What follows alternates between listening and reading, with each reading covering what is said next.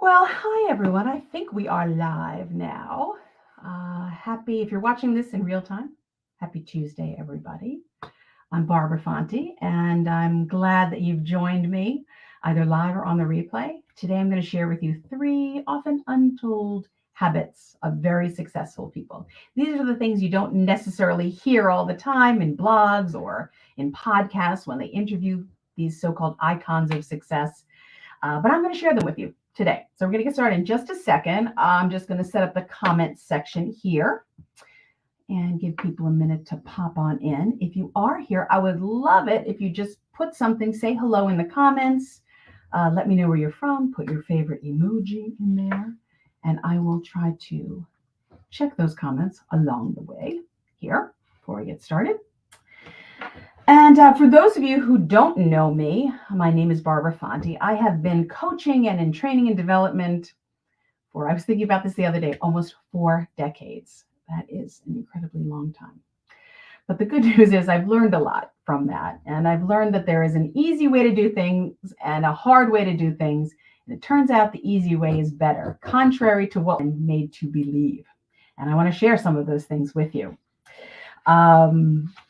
I am a coach. I work with professionals. And one of the things that I have noticed also along the way is that most people do not know how to level up their happiness. So I created a coaching program that helps you clarify your real desires, find the blind spots that are getting in the way, change those neural pathways to position you better so that you can step into your power, wake up feeling exhilarated, and really reach your full potential. So just wanted to say that, put that out there because some of what's in my program I'm going to be sharing with you today and that are applicable. And these things that I'm going to share with you, 3 habits of highly successful people. And highly successful, we're talking about the top 20%. These are things that can be utilized by everyone, regardless of your situation. You can use these 3 habits, whether you're creating a vision, executing a vision, trying to get up that corporate hierarchy, get a new job, increase your sales, be happier, etc., have better relations, better health, etc. So I am going to kind of just jump right in on it and share with you the first thing that highly successful people do. And what is that? Can you guess? They quiet the noise. Okay. They're very good at quieting the noise. So what does that mean? Well, there's a lot of noise out there we deal with on a day-to-day basis. Some of that noise comes from in here, and some of that noise comes from out there, right? It comes from our screens. It comes from our meetings, networking events. It comes from the news. It comes from the dinner table, for those of you that still utilize that fabulous experience of having dinner together with your families. So there is a lot out there and there's a lot to deal with. And the problem with it, because some of it is very good, but there's so much of it that things can get very confusing for us and it can throw us off track, get us unfocused. Some of it is negative. It zaps our energy. It makes us question ourselves. It can mess with our self-esteem. It can throw us in a new direction when we should really stay on the path that we're on. It can make things very, very confusing, reduce our productiveness, and reduce our effectiveness. Now, highly successful people, they experience the same noise around them. It's not that they're like isolated somewhere. It's just that they know how to quiet that and get it out of there, separate it out. And by the way, a lot of the noise that comes from, our inner voices and our inner critic. Even if we're experiencing the noise of others and things we're seeing on our screen, we are taking that in and processing it. And so that inner critic of ours can really mess with us and can make us feel like an imposter. We've all heard the term now, imposter syndrome. Well, I'm here to tell you that high achievers are susceptible to that as well. It's not that these people that are at the top of their game are immune to that. It's just that they've learned to quiet that down and they rarely get hijacked by it. And when they do get hijacked, they get back up, right? So that is something that we all want to experience more of. So Let's talk about that. Let's talk about how we do that. Because saying quiet the noise may sound easier said than done, but it might not be as hard as it sounds as well. Okay. Um, I know the ancient Greeks used to have this term that I often think about and refer to. It just kind of popped up in my brain. It's called euthymia. And it refers to this state of being in a state of tranquility. It's still used today in modern psychology, slightly differently. But, back in the days of the ancient Stoics, who were great philosophers, and there's a lot of knowledge to be gained by learning about the things that they wrote about.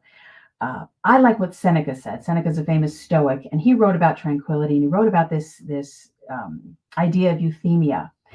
And he said, it is about staying on your own path, even when there are a myriad of people going in every single direction.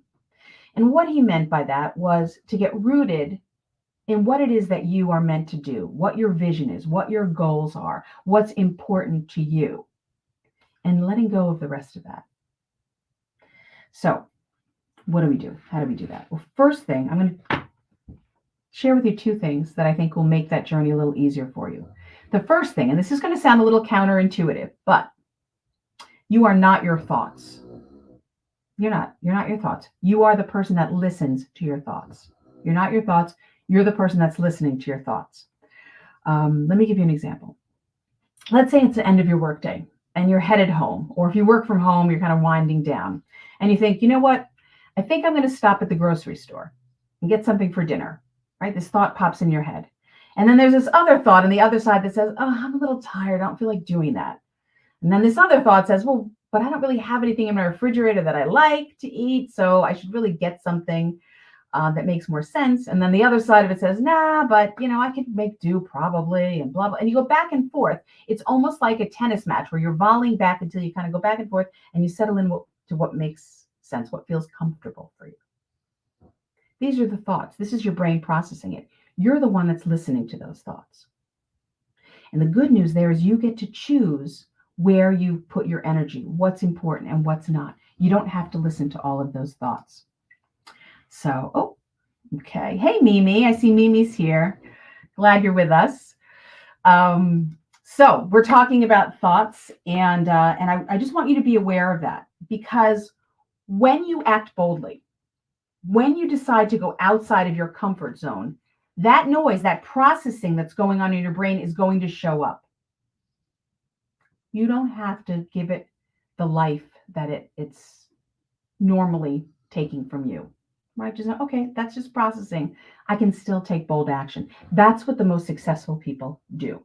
Now, the other thing that makes people really successful when it comes to this particular habit of quieting the noise is getting to know yourself and your patterns of thinking. We all have certain patterns of thinking, all of us. They're sort of our go-tos. Somewhere in our life, when we figured out how we're going to navigate this world that we're born into, we started acting a certain way and thinking a certain way, and we found things that worked for us, and they're our go-to, especially when we're stressed out. But some of those things create a lot of unproductive noise that can actually sabotage our well-being and our success. So becoming aware of what these sabotaging patterns are can be really, really helpful to help you recognize the noise. Let me give you a few examples.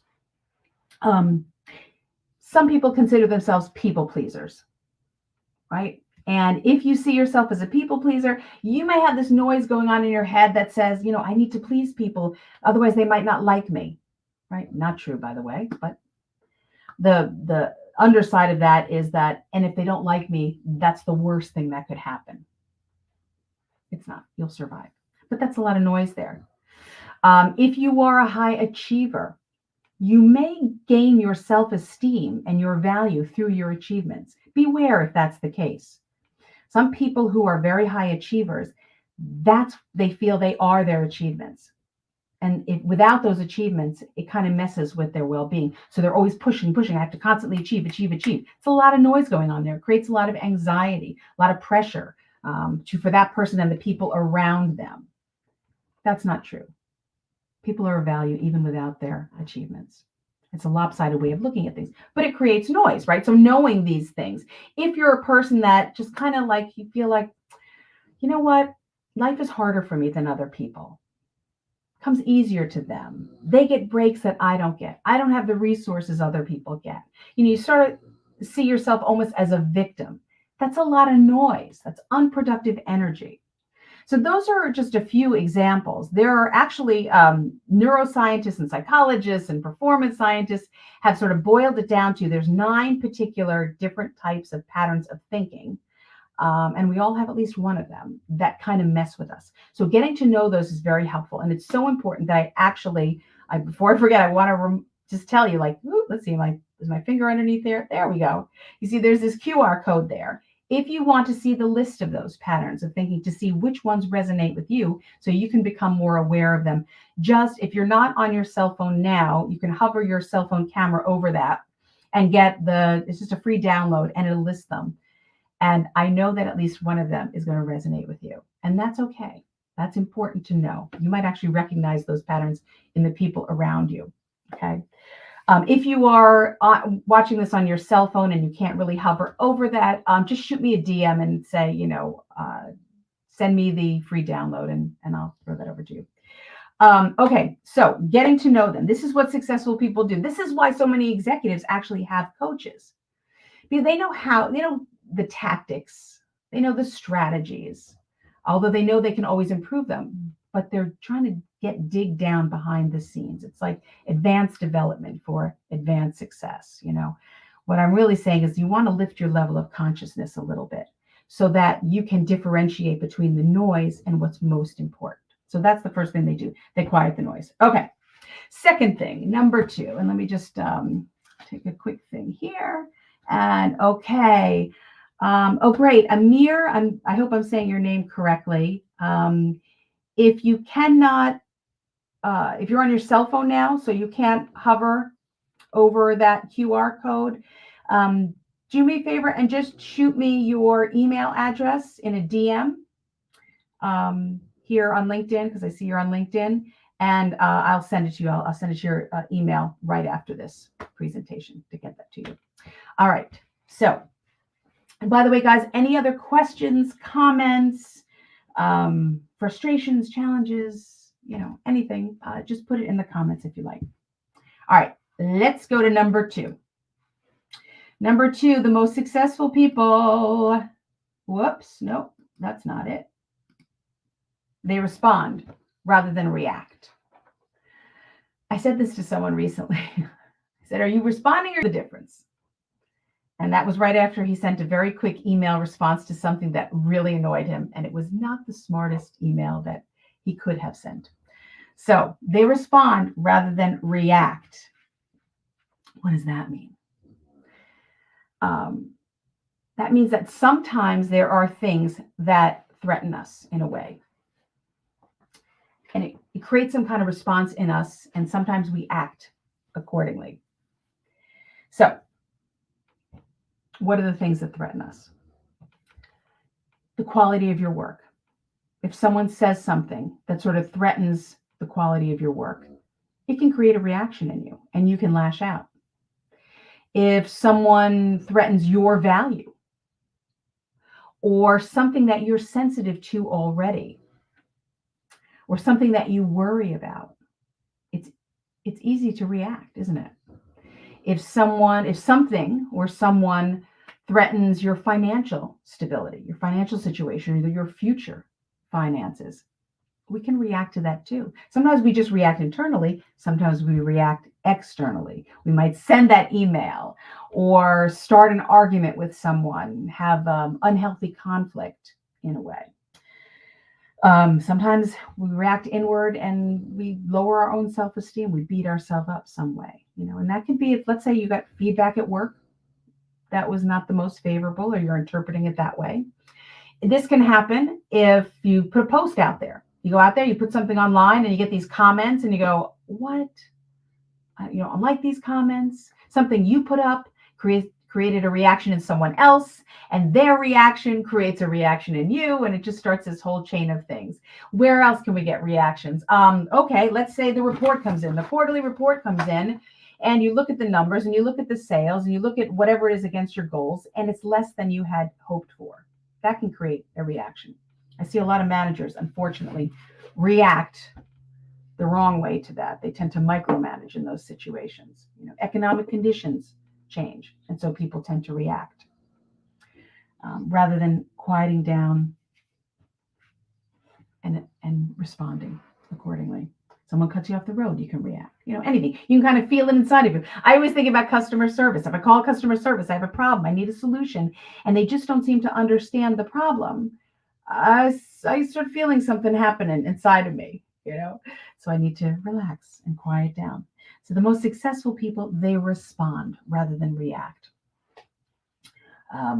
I like what Viktor Frankl says about this. And I know that some of you know who Viktor Frankl was.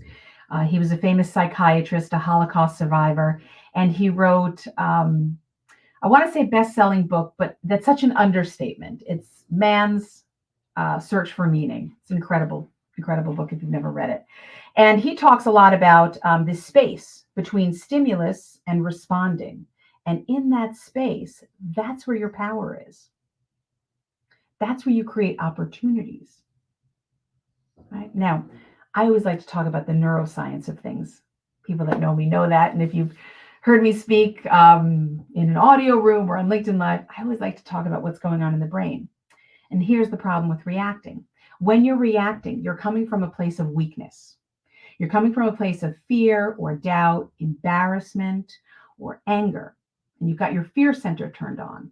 And when that part of the brain is active, your thinking part of your brain is compromised. That's up here. And you need that thinking part of your brain because that's where you get to craft the most clever response to things. That's where you get to see solutions. And that's where you see the truth between what you're reacting to and the negative emotion and the truth. So we want this turned on. So that's why we want to quiet that down. Make sense? I hope. Okay. So how do we do that? Well, a couple things.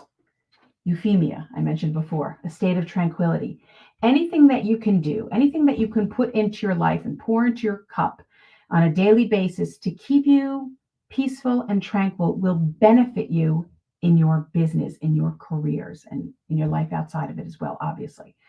But you want to take your set point down, because if you go into things already stressed, then you're more likely to get set off by something and react less productively than you could. So surround yourself with things that are tranquil. Clear your space, for example. A lot of people like to meditate. That seems to open up that space for people. And that's great. The problem I have with meditation is that I do workshops. I'm called quite often to do workshops on stress reduction and other topics. And I love the idea of meditation. So I always ask the group, who here meditates or has ever meditated? Raise your hand. And always a couple hands, a lot of hands, I should say, go up in the air. And then I say, okay, so who meditates on a regular, consistent basis? And then the hands come down, right? So we have great intentions. We don't quite get there. If you can meditate, it's a wonderful thing. I know that it's, for people on their own to create a new habit to do that, a new process in their life to do that. Not everyone is successful at that. They kind of let it slide. And that's why in my coaching program, we use instead these 2-minute mindful exercises throughout the day. It really helps to increase people's mental fitness so that they can soar above those negative emotions that tend to help us react. But anything you can do to keep your set point low, you're kind of filling your tank with peace and tranquility, will help you. And knowing the things that you're a little sensitive to can help you as well. So, and I say this because I know a lot of people go down the rabbit hole of comparing themselves to others. Right? You can, if you're concerned about your job, your career, you're out there, you're plugging along on social media, you're trying to build your audience and get more clients or build your business, and you're trying and it's tough. And sometimes you question yourself, but you keep going. And then all of a sudden you see this post up there by someone who maybe does something similar to you or is trying to do the same thing. And that post shows how successful they are. That can trigger a reaction inside of you. Okay. So we want to be aware of the things that that threaten us, the values that we have that can potentially get threatened. Okay, just looking at the comments, I can't tell who the name of this. It says LinkedIn user.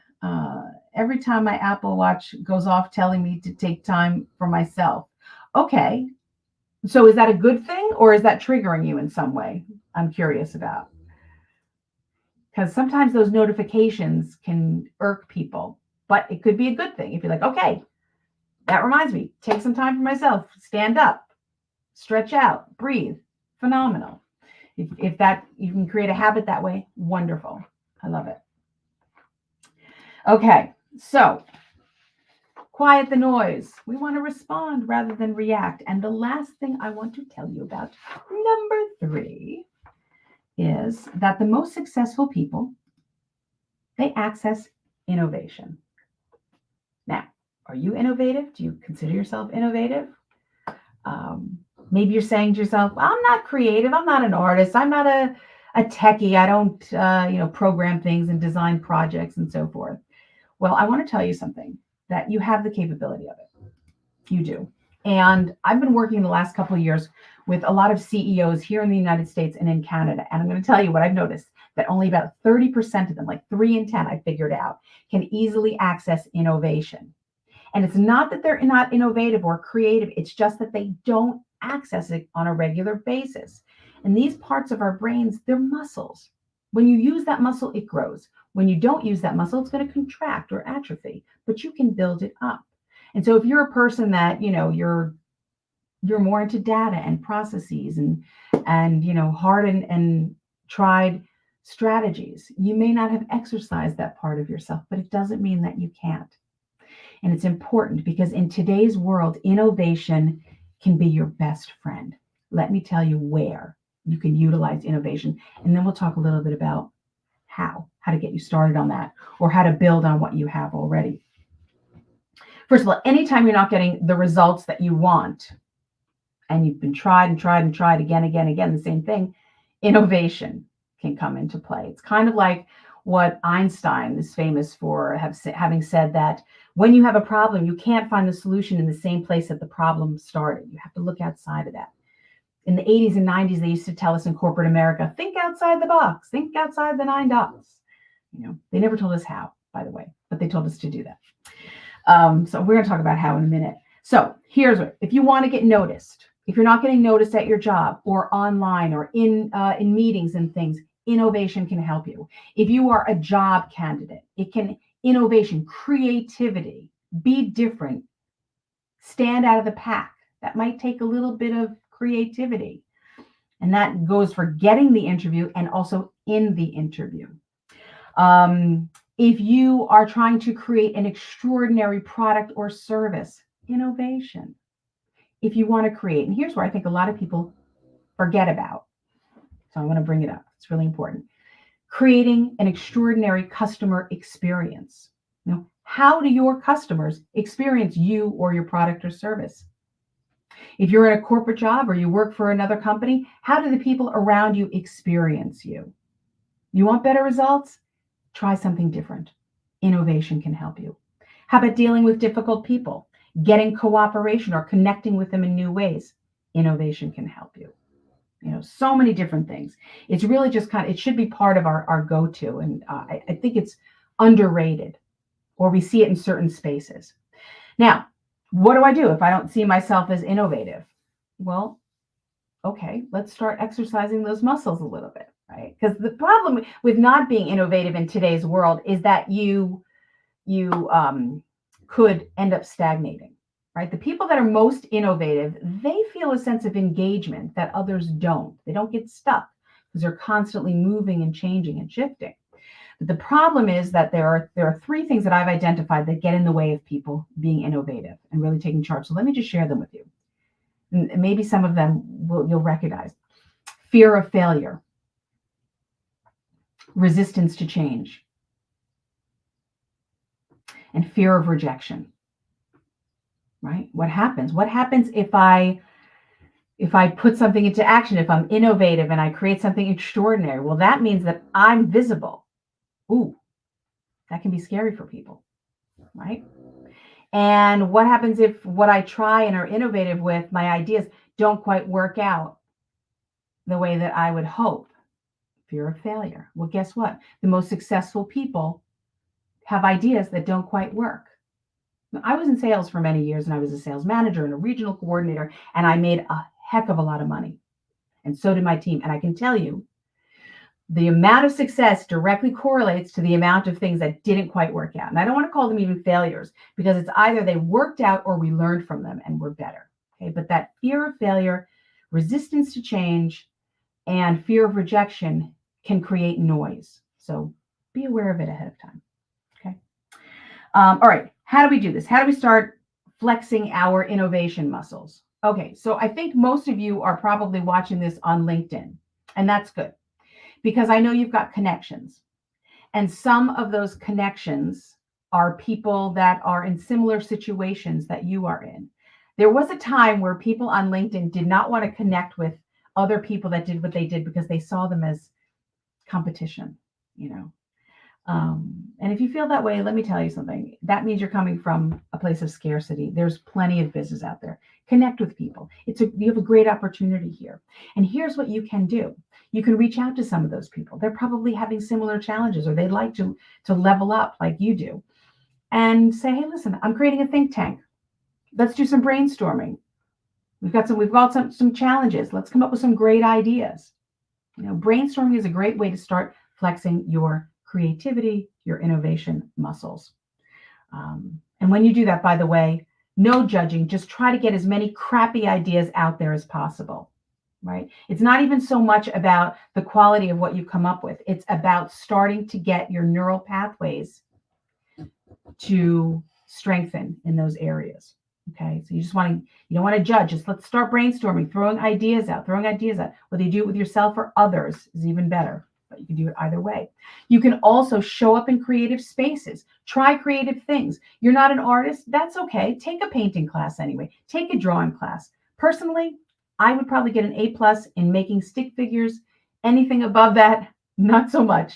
But I've taken classes in these things. I've taken artistic classes, even though I don't consider myself, having that eye to create those things that others can. I can feel it doing something different. And it makes a difference of how I show up at work and how I deal with challenges. So there's something else you can do. If you are a team leader, if you've got a team of people, you're a manager, you're working with people in your meetings. There are tons of different icebreakers and little sort of games that you can play with everyone to get their creative juices flowing as well. And if anyone needs any ideas for that, reach out to me. But these are just some ways of just starting to flex those muscles so that they are strong and you can use them when you need them. Okay. Now let me just check the comments here. It's a good thing. It stops the negative thinking. I love that. Awesome. Yeah. So it sounds like you found a way to remind yourself to stop the negative thinking. Fantastic. And that's great. We become the heroes in our lives when we do these things. When we quiet out the noise and we quiet down the negative thinking, we open space for all of the other good things, And so I set up this room today as, 3 habits of highly successful people, because we look to these titans of industry, these sports legends, these creative innovators that we've heard of, and just people sort of at the top of their game in lots of different professions. We look to them for inspiration. They're heroes to so many, but you're a hero too. You're the hero of your own life, and you can be that hero. And it's easier to be that hero when you step into your power and you quiet the noise so you can hear your own voice, not everyone else's. And when you hear your own voice, everyone else will hear your own voice as well. That's how you level up your influence, your leadership, and your results. And you're the hero in your own life when you're rooted in your own self-worth.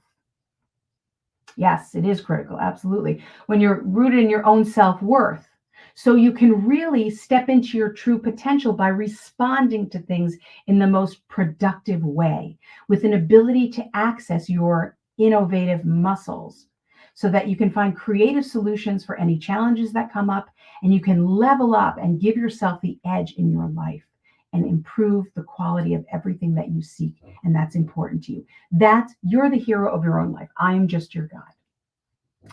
So with that, if anyone has any other questions or thoughts, we're getting to the half an hour, and I put this for a 30-minute session, so I think we're just right on time. I would love to hear from you if you have any other questions, feedback, concerns, or if you're ready to level up in some way, reach out, send me a DM on LinkedIn, or I'm on Instagram as well. I'd love to hear from you. And I thank you again for being with me. And I hope you have a great day, everybody, whatever your endeavors are. Thanks again. Take care.